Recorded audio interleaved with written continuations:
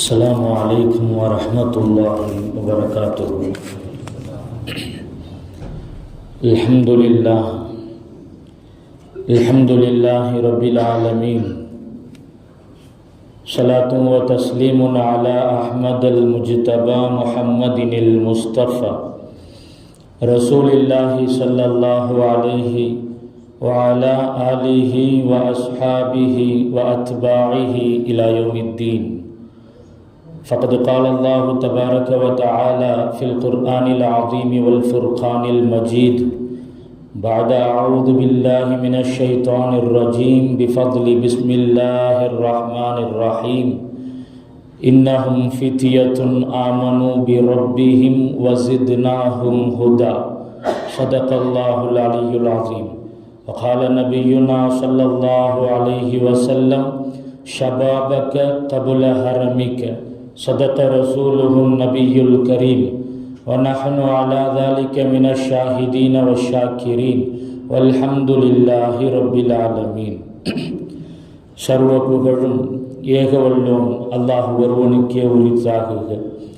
இருலகத் தலைவர் எம்பெருமானார் முஹம்மது ரசூலுல்லாஹி ஸல்லல்லாஹு அலைஹி வஸல்லம் அன்னவர்கள் மீதும் அன்னவர்களின் வழி வாழ்ந்த உத்தம சத்திய சஹாபாக்கள், தாபியீன்கள், தபஉ தாபியீன்கள், நாதாக்கள், சுஹதாக்கள், நல்லவர்கள், குறிப்பாக நம்மவர்கள் மீதும் நம்மை நேசிக்கின்றவர்கள் மீதும் நாம் நேசிக்கின்றவர்கள் மீதும் அல்லாஹுவின் வற்றா கருணை என்றென்றும் குன்றாமல் நின்று நிலவட்டுமாகுக.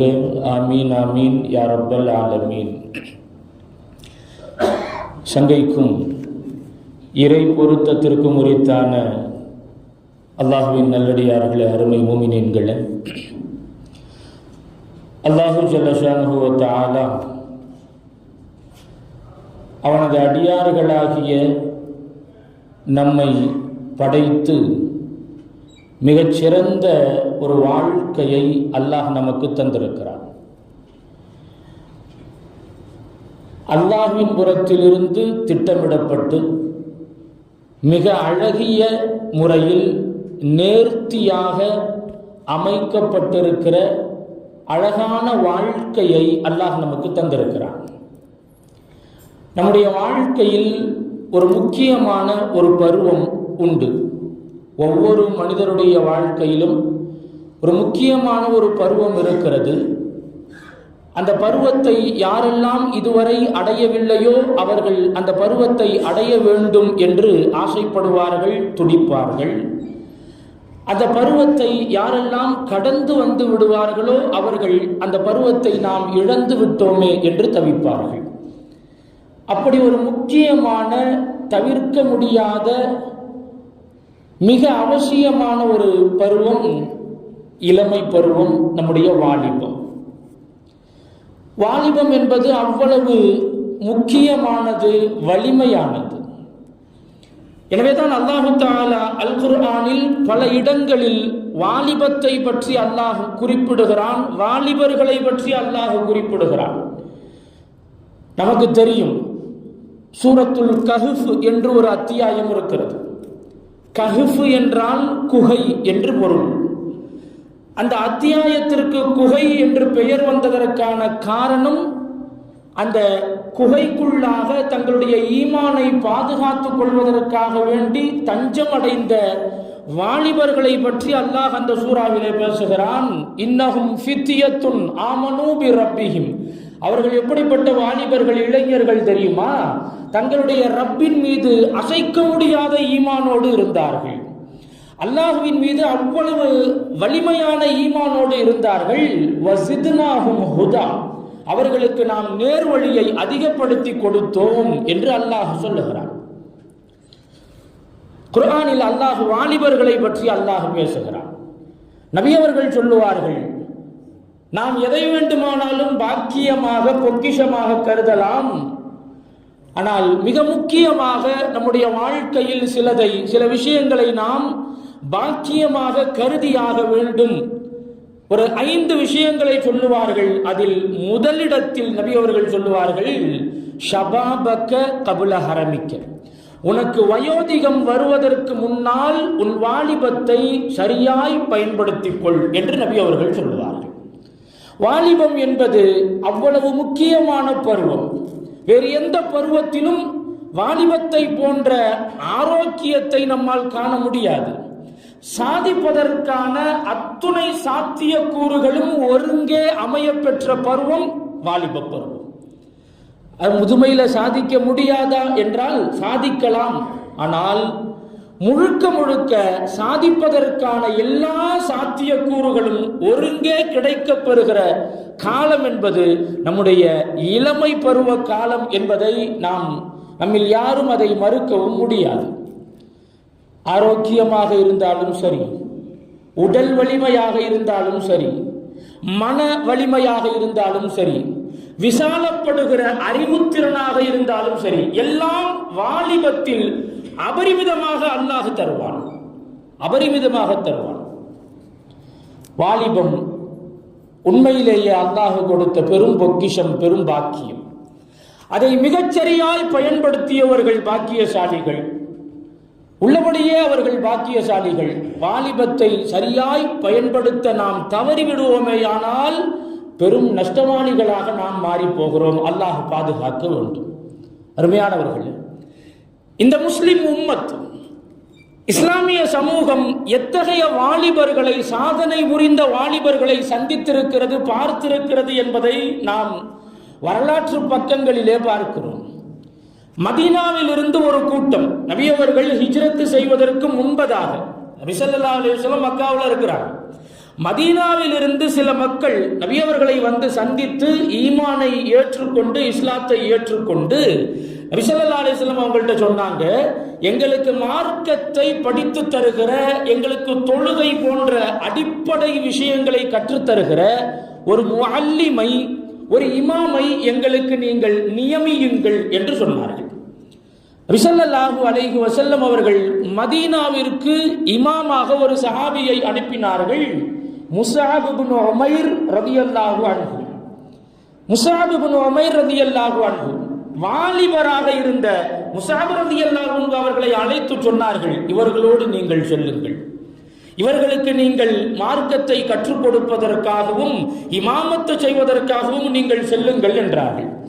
அந்த ஒற்றை வாலிபர் மதீனாவில் ஏற்படுத்திய மாற்றம், அவர்கள் புரிந்த சாதனை என்பது நாம் வியந்து பார்க்கக்கூடிய அளவிற்கு அபரிமிதமான சாதனையை செய்தார்கள். நபி ஸல்லல்லாஹு அலைஹி வஸல்லம் அவர்கள் மக்காவில் இருந்து மதீனாவிற்கு வருகிற போது ஒரு பெரும் கூட்டம் நபி அவர்களை வரவேற்பதற்காக வேண்டி மதீனத்து எல்லையில் காத்திருந்தார்கள் என்பதை நாம் பார்க்கிறோம். நபி அவர்கள் இன்னும் மதீனாவுக்கே வரல. மதீனாவிலே புகுந்து இஸ்லாத்தை பற்றிய அழைப்பு பணியை கொடுக்கவே இல்லை. ஆனால் முதல் முறையாக நபி அவர்கள் மதீனாவிலே வசிப்பதற்காக வேண்டி வருகிறார்கள். வரவேற்பதற்காக வேண்டி ஒரு பெரும் கூட்டம். எப்படி இது சாத்தியமானது? அந்த முஸ்அப் என்கிற ஒற்றை வாலிபர் ஏற்படுத்திய மாற்றம், செய்த சாதனை, அத்துணை பெரும் மக்களையும் தன் அழைப்பு பணியின் மூலம், அழைப்பு பிரச்சாரத்தின் மூலம், தன்னுடைய கல்வி போதனையின் மூலம் இஸ்லாத்தின் அளவிலே கொண்டு வந்து இணைத்து அவ்வளவு பெரும் சாதனையை செய்தவர்கள் முஸ்அப் இப்னு உமைர் ரலியல்லாஹு அன்ஹு அவர்கள். நபி ஸல்லல்லாஹு அலைஹி வஸல்லம் அவர்களை பொறுத்தவரையில் இளைஞர்களின் மீது அபரிமிதமான நம்பிக்கை கொண்டவர்கள். நபி ஸல்லல்லாஹு அலைஹி வஸல்லம் இளைஞர்களை நம்புவார்கள். யார் துறை சார்ந்து, எந்த துறை சார்ந்து யார் தேர்ச்சி பெற்றிருக்கிறார்களோ அந்த இளைஞர்களை நபி அவர்கள் நம்புவார்கள். அவர்களை பொறுப்புதாரிகளாக அந்த துறை சார்ந்து வளர்த்து விடுவதற்கு பெருமானார் ஸல்லல்லாஹு அலைஹி வஸல்லம் அவர்கள் முயற்சிப்பார்கள். ஒரு போருக்காக வேண்டி சஹாபாக்கள் எல்லாம் தயாராகி கொண்டிருக்கிறார்கள். முஅத்தா யுத்தம், முஅத்தா போருக்காக வேண்டி தயாராகி கொண்டிருக்கிறார்கள். முஸ்லிம்களுக்கும் ரோமானியர்களுக்கும் மத்தியிலே நடந்த ஒரு பெரும் யுத்தம். அந்த யுத்தத்திற்கான தளபதிகளாக நபி ஸல்லல்லாஹு அலைஹி வஸல்லம் அவர்கள் யாரை நியமித்தார்கள்? ஸைத் இப்னு ஹாரிஸா ரலியல்லாஹு அன்ஹு, அப்துல்லாஹ் இப்னு ரவாஹா ரலியல்லாஹு அன்ஹு, ஜாஃபர் பின் அபி தாலிப் ரலியல்லாஹு அன்ஹு. இந்த வாலிபர்களை, இளைஞர்களை படைத்தளபதிகளாக நியமித்தார்கள். யாரிடத்திலே என்ன திறன் இருக்கிறதோ அந்த திறனை கண்டறிந்து அவர்களை வார்த்தெடுக்க வளர்த்தெடுக்க பக்குவப்படுத்துவதற்கு நபி ஸல்லல்லாஹு அலைஹி வஸல்லம் அவர்கள் உள்ளபடியே அவர்களை அந்த துறை சார்ந்து வளர்த்து விடுவார்கள். அதே போல மற்றொரு போருக்காக வேண்டி உசாமா ரலியல்லாஹு அன்ஹு ஒரு 18 வயது மதிக்கத்தக்க வாலிபர், இளைஞர், அவ்வளவுதான். ஆனால் அந்த படையிலே அபூபக்கர் ரலியல்லாஹு அன்ஹு அவர்கள் இருக்கிறார்கள், உமர் ரலியல்லாஹு அன்ஹு அவர்கள் இருக்கிறார்கள். இவர்கள் எல்லாம் இருக்கவே நபி ஸல்லல்லாஹு அலைஹி வஸல்லம் அவர்கள் உசாமா ரலியல்லாஹு அன்ஹு அவர்களை தளபதியாக ஆக்கினார்கள். காரணம், அவர்களிடத்திலே அந்த படையை தலைமையேற்று நடத்துவதற்கான திறன் இருக்கிறது என்பதை பெருமானார் கண்டறிந்தார்கள். பெரும் சஹாபாக்கள் இருக்கவே அந்த இளைஞருக்கு நபி ஸல்லல்லாஹு அலைஹி வஸல்லம் அவர்கள் வாய்ப்பு கொடுத்தார்கள். இளைஞர்களை முக்கியத்துவப்படுத்தி முன்னுரிமை கொடுத்தார்கள். அதே போல மற்றொரு போருக்காக வேண்டி, பத்ரு யுத்தத்திற்காக வேண்டி சஹாபாக்கள் புறப்படுகிற வேளையில் நமக்கு தெரியும், ஆரம்பத்தில் அது யுத்தத்திற்கான பயணம் அல்ல, பிறகு அது யுத்தமாக மாறுகிறது. துவக்கத்திலே அந்த பத்ருக்காக வேண்டி அந்த படை புறப்படுகிற போது சிறுவயதாக இருந்த உசாமா ரலியல்லாஹு அன்ஹு, சிறுவயதாக இருந்த உசாமா ஸைத் ரலியல்லாஹு அன்ஹு அவர்கள் நபி அவர்களிடத்திலே வந்தார்கள். வந்து நானும் வருகிறேன் என்று சொன்னார்கள். நானும் வர்றேன், எனக்கு மார்க்கத்திற்காக வேண்டி ஏதாவது ஒரு வகையில் சேவை செய்ய வேண்டும் என்று எனக்கு ஆசை, நானும் வர்றேன். நபி ஸல்லல்லாஹு அலைஹி வஸல்லம் அவர்கள் வயதை காரணம் காட்டி திருப்பி அனுப்பிட்டாங்க. வயசு ஆக ரொம்ப சின்ன வயசு, 13-14 வயசு. அந்த வயசுல வந்து நிக்கிறாங்க, மார்க்கத்திற்கு நான் ஏதாவது ஒன்றை செய்ய வேண்டும். நபி ஸல்லல்லாஹு அலைஹி வஸல்லம் இப்போ வேணாம் போங்க அப்படின்ட்டாங்க. வீட்டிற்கு மிகுந்த சோகத்தோடு வந்த அந்த சிறுவர் ஸைத் ரலியல்லாஹு அன்ஹு அம்மா கேட்கிறாங்க, ஏன்பா என்ன ஆச்சு? நடந்ததை சொன்னார்கள். அவங்களுடைய தாயார் சொன்னாங்க, உங்களுக்கு நல்ல அழகிய முறையில் எழுத தெரியும், உனக்கு நல்லா எழுத தெரியும், நீ நல்ல சில விஷயங்களை உனக்கு நல்லா படிக்க தெரியும், ஏதாவது ஒரு வகையில் மார்க்கத்திற்கு சேவை செய்ய வேண்டும் என்றால் அல்லாஹ் கொடுத்திருக்கிற இந்த அறிவை கொண்டு நீ மார்க்கத்திற்கு சேவை செய்யலாமே என்று சொன்னார்கள். பிள்ளையை அழைச்சிக்கிட்டு ஒரு சந்தர்ப்பத்தில் நபி உங்களை பார்க்க வந்தாங்க. என் பிள்ளை மார்க்கத்திற்கு ஏதாவது ஒரு வகையில் பயன்படணும்னு ஆசைப்படுறான், ஏதாவது ஒரு வகையில் என்னுடைய பிள்ளையை பயன்படுத்தி கொள்ளுங்கள். நபி அவர்கள் கேட்டார்கள், நல்ல எழுத தெரியுது, படிக்க தெரியுது, சுரியானி மொழி உங்களுக்கு தெரியுமான்னு கேட்டாங்க. சுரியானி லாங்குவேஜ் பாஷை உங்களுக்கு தெரியுமா? ஸைத் ரலியல்லாஹு அன்ஹு அவங்க சொன்னாங்க, இல்லை எனக்கு தெரியல. நபி அவர்கள் சொன்னார்கள், அந்த மொழியை நீங்கள் கற்றுக்கொள்ளுங்கள், அந்த மொழியை நீங்கள் கற்றுக்கொள்ளுங்கள். சுரியானி மொழியிலே நிறைய கடிதங்கள் வருகிறது, அதை படிப்பதற்கும் மொழிபெயர்ப்பதற்கும் எனக்கு ஒரு நல்ல நேர்த்தியான தேர்ந்த நபர் தேவை, மொழிபெயர்ப்பாளர் எனக்கு வேண்டும், நீங்கள் அந்த மொழியை படியுங்கள் என்றார்கள். சிறு வயது அந்த துடிப்பு மிக்க இளைஞர், எவ்வளவு பெரிய வைராக்கியம் இருந்திருக்குமே. ஆனால் 17 நாட்களில் ஒரு மொழியை கற்று தேர்ந்தார்கள் ஸைத் ரலியல்லாஹு அன்ஹு. சுரியானி மொழியை கற்றுக்கொண்டார்கள் 17 நாள். அதற்கு பிறகு அந்த மொழியிலே வருகிற கடிதங்கள் அனைத்தையும் நபி ஸல்லல்லாஹு அலைஹி வஸல்லம் அவர்கள் ஸைத் ரலியல்லாஹு அன்ஹு அவர்களிடத்திலே கொடுப்பார்கள். அதை படித்து பெருமானார் ஸல்லல்லாஹு அலைஹி வஸல்லம் அவர்களுக்கு அரபியிலே மொழிபெயர்ப்பார்கள். இதில் நாம் கவனிக்க வேண்டியது, நபி அவர்களுக்கு வருகிற கடிதங்களில் அரசு சார்ந்த ரகசியமான கடிதங்களும் நிறைய இருக்கும், போர் யுக்திகள் சம்பந்தப்பட்ட கடிதங்கள் எல்லாம் இருக்கும். அதையெல்லாம் அந்த சிறு வயதிலே இருந்த இளைஞரான ஸைத் ரலியல்லாஹு அன்ஹு அவர்களிடத்திலே கொடுத்து, வேறு யாரிடத்திலேயும் கொடுக்க மாட்டார்கள், ஸைத் ரலியல்லாஹு அன்ஹு அவர்களிடத்திலே கொடுத்து படிக்க சொல்கிறார்கள் என்றால் நபி அவர்கள் அந்த இளைஞரை எப்படி நம்பி இருப்பார்கள், நபி அவர்களுடைய நம்பிக்கைக்கு பாத்திரமாக அந்த இளைஞர்கள் எப்படி நின்றிருக்கிறார்கள் என்பதை நாம் பார்க்கிறோம். அருமையான பெருமக்கள், அதே ஸைத் ரலியல்லாஹு அன்ஹு அவர்களிடத்தில் தான் அபூபக்கர் சித்தீக் ரலியல்லாஹு அன்ஹு அவர்கள் குர்ஆனை ஒன்று சேர்க்கிற பொறுப்பையும் அபூபக்கர் ரலியல்லாஹு அன்ஹு அவர்கள் ஒப்படைத்தார்கள். நீங்கள் நபி அவர்களுக்கே மொழிபெயர்ப்பாளராக இருந்தவர்கள், நபி அவர்கள் உங்களை எவ்வளவு நம்பினார்கள், நபி அவர்களுடைய நம்பிக்கைக்கு பாத்திரமானவராக இருந்தீர்கள். உங்கள் மீது எங்களுக்கு முழு நம்பிக்கை இருக்கிறது, இந்த பணியை நீங்கள் செய்யுங்கள் என்று அல் குர்ஆனை ஒன்று சேர்க்கிற பணி. வேறு ஏதோ சாதாரணமான புத்தகத்தை தொகுக்கிற பணி அல்ல.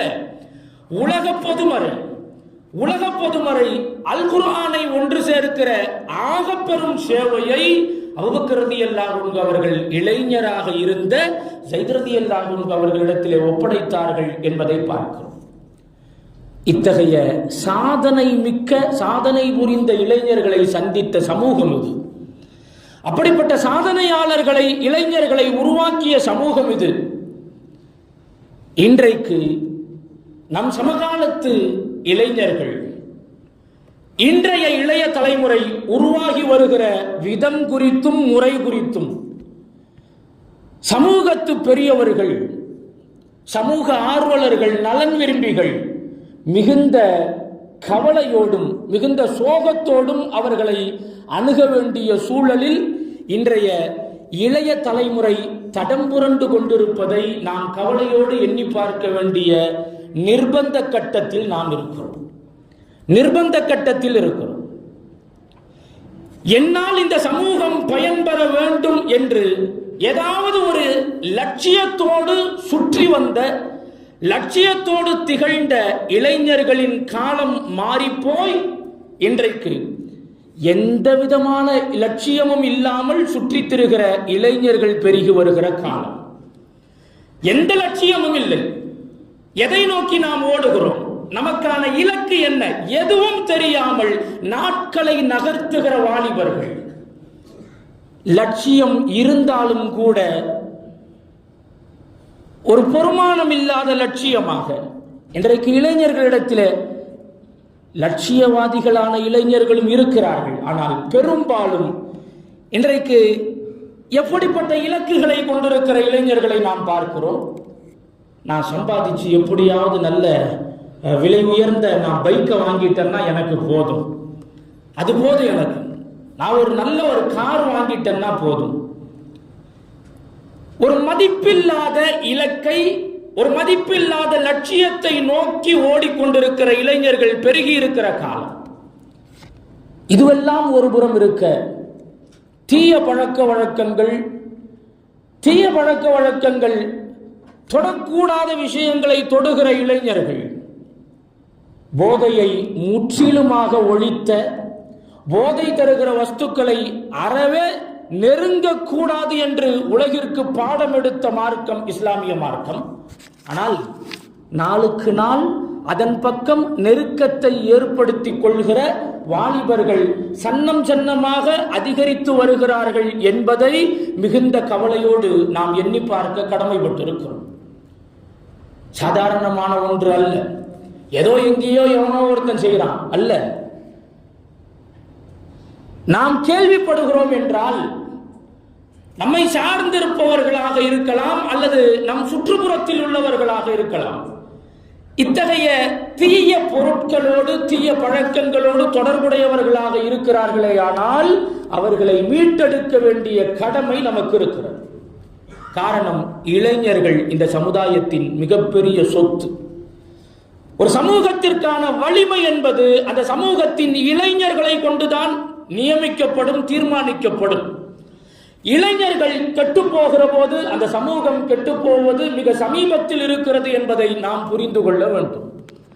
இன்றைய இளைஞர்களினுடைய இந்த தவறான போக்கிற்கும் தடம்புரளுவதற்குமான காரணத்தை நாம் கொஞ்சம் யோசித்து பார்க்க வேண்டிய கடமை நமக்கு இருக்கிறது. இன்றைக்கு பெற்றோர்கள், தாய் தந்தையர்கள் பிள்ளைகள் குறித்த கவனிப்பும் கண்டிப்பின் விஷயத்தில் கொஞ்சம் சமரசம் செய்து கொண்ட காரணத்தினால் இந்த சமூகம் சந்திக்கிற விளைவுகள் மிக மோசமானவை.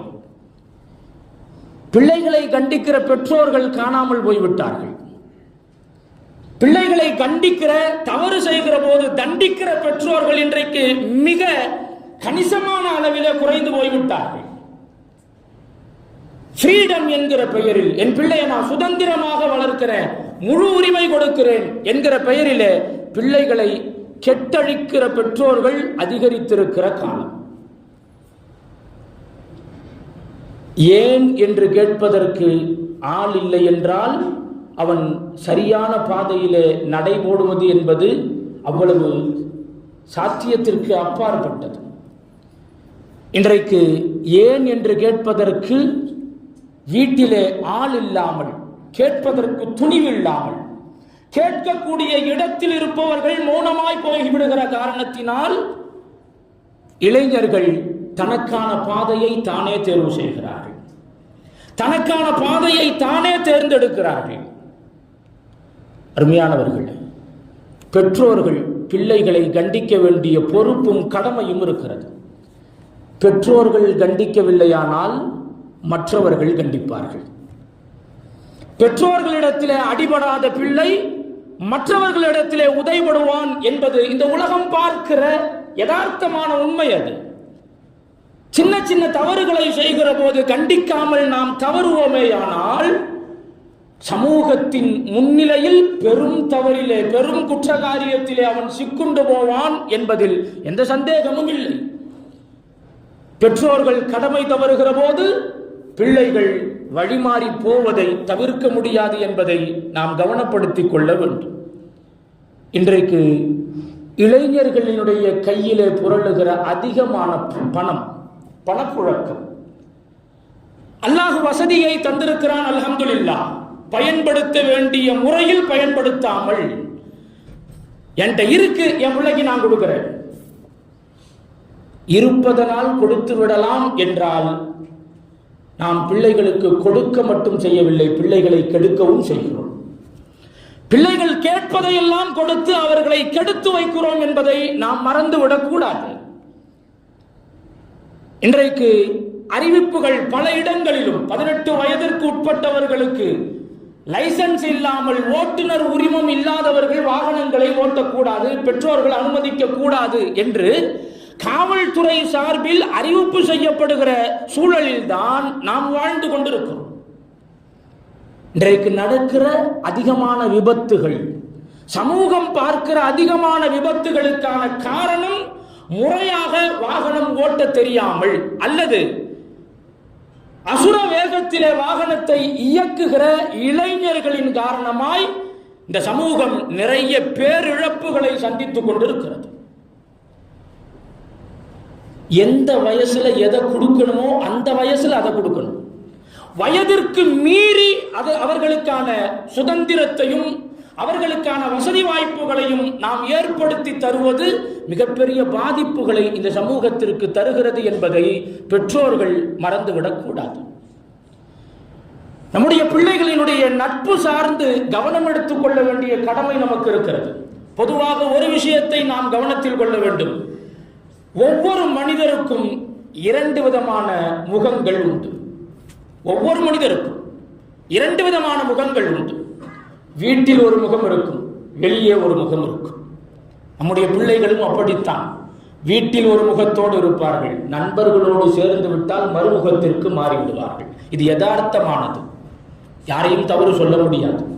ஆனால் நம்முடைய பிள்ளைகள் எத்தகைய நட்போடு சேர்ந்திருக்கிறார்கள் என்பதை கவனிக்க வேண்டிய கடமை பெற்றோருக்கு உண்டு.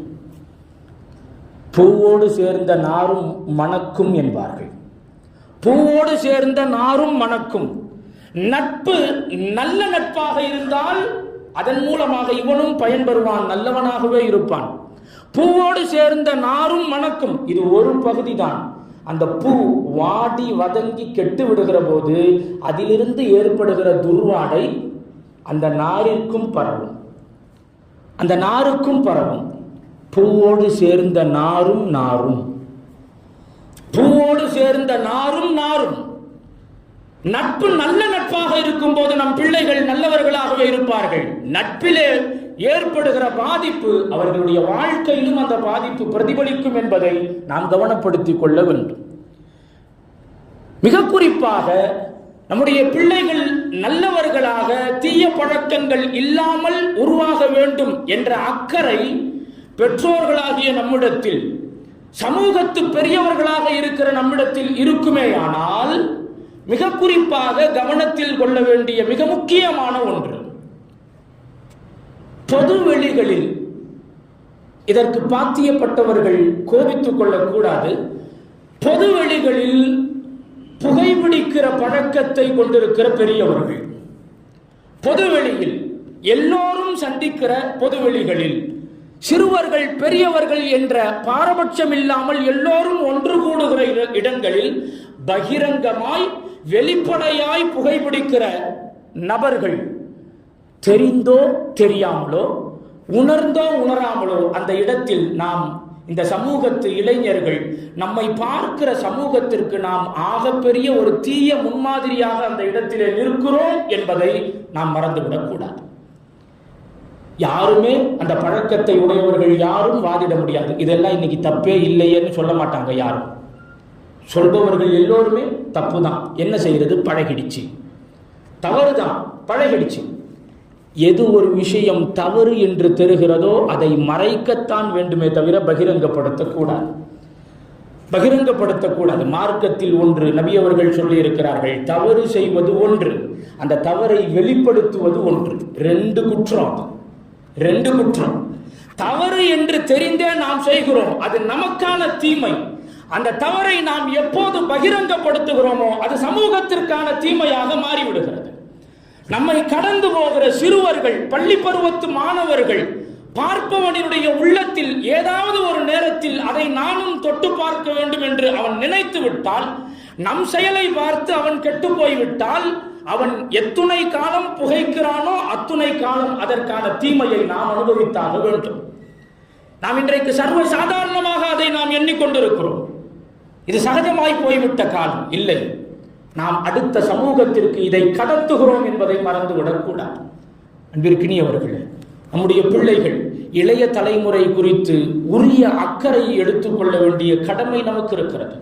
நம்முடைய முன்னோர்கள் கைலிய லுங்கியை வரிந்து கட்டி கொண்டிருந்தாலும் கூட அதை பார்த்து என்ன பழக்கம், அது கீழே இறக்கி விடுங்க, கீழே இறக்கி விடு, முட்டுக்காலுக்கு மேல கைலியை கட்டக்கூடாது. இன்றைக்கு முட்டுக்காலுக்கு மேல் கைலியை லுங்கியை உயர்த்தி கட்டினாலும் வரிந்து கட்டினாலும் இறக்கி விடு என்று சொல்வதற்கு ஆள் இல்லாமல் மாறி போய் சகஜப்பட்டு விட்ட காலத்தில் நாம் இருக்கிறோம். தவறுகளை பார்க்கும் இடத்தில் கண்டிக்க வேண்டிய இடத்திலே இருக்கிற பெரியவர்கள் நாம் மௌனமாகிவிட்டால், பெரியவர்கள் மௌனமாகிற போது, சமூகத்து அக்கறை உள்ள பெரியவர்கள் மௌனமாகிற போது தவறுகள் பெறுகிறது, குற்றங்கள் பெருகுகிறது. அதை தவிர்க்க முடியாது. அன்பிற்கினியவர்களே, ஸல்லல்லாஹு அலைஹி வஸல்லம் அவர்கள் சொல்வார்கள், மன் ரஆ மின்கும் முன்கரன், உங்களில் யார் ஒரு தவறை பார்த்தால் ஃபல்யுகையிருஹு பியதிஹி, முடிந்தால் கையால் தடுங்கள், முடிந்தால் கையால் தடுங்கள். ஒரு 2 அடியை போட்டு இதெல்லாம் செய்யலாமா? கையால் தடுக்கணும். ஃபைல்லம் யஸ்தத்தி, முடியவில்லை ஆனால் ஃபபிலிசானிஹி, நாவளவிலாவது தடுக்க வேண்டும். செய்யக்கூடாது, உபதேசம் செய்யணும். அதுவும் முடியல, ஃபபி கல்பிஹி, உள்ளத்தில் அதை வெறுத்து ஒதுக்கிவிட வேண்டுமே தவிர அதை மனதளவில் கூட நாம் ஆதரித்து விடக்கூடாது. இதுதான் நபி அவர்கள் கற்றுத்தந்திருக்கிற வழிமுறை. தவறுகள் அது பெரியவர்களிடத்தில் ஆகட்டும் சிறுவனிடத்தில் ஆகட்டும், கண்டால் கண்ட இடத்தில் அதை திருத்த வேண்டிய கடமை நமக்கு இருக்கிறது.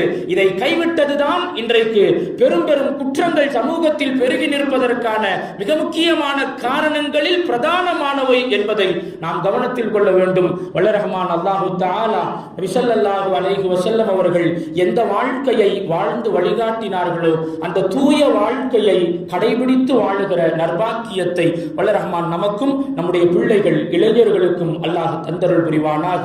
நம் சமூகத்து பிள்ளைகளை அல்லாஹு ஜல்ல ஷானஹு வ தஆலா சஹாபி பெண்மணிகள் வாழ்ந்த வாழ்க்கையை அல்லாஹ் அவர்களுக்கு வாழ்வதற்கு நசீபாக்குவானாக. பிஹக்கி சய்யிதினா முஹம்மதின் ஸல்லல்லாஹு அலைஹி வஸல்லம் வ ஆகிர் தஅவானா அனில் ஹம்துலில்லாஹி ரப்பி